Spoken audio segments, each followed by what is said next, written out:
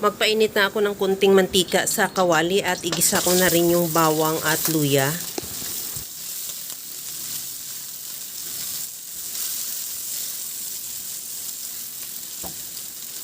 Isunod ko na rin ilagay yung sibuyas.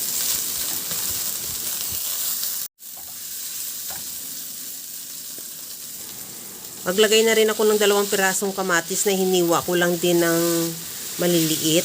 Ihalo hanggang sa maluto. Timplahan ko na rin ng asin at paminta. Lagyan ko rin ng pamintang buo.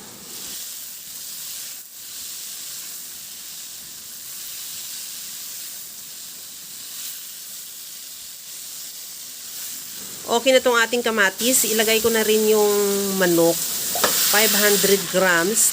Bali, hiniwa ko lang ng pa-serving cut.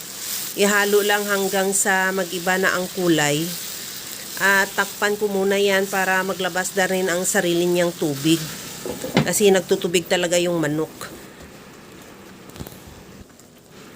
Okay na tong ating manok. May sariling tubig na rin siya naglalabas, pero dagdagan ko pa rin ng kaunti para magkaroon naman ng sabaw. Maglagay din ako ng tanglad.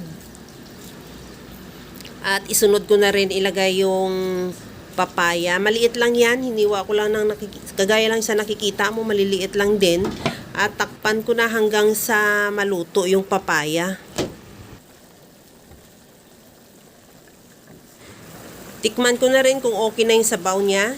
Okay na rin yung alat niya, yung timpla niya. Pero maglagay pa rin ako ng kunting liquid seasoning. At ilagay ko na rin yung siling green. Maglagay na rin ako ng malunggay. Kung mayroon kang daw ng sili o talbos ng sili, mas masarap din yun. At okay na to. Kunting halo na lang. Ready to serve na yan. Yung ating napakasarap na tinulang manok. Kaya mga kalasa, kung nagustuhan mo yung ating video, please like na lang at pakishare na rin sa inyong mga friends.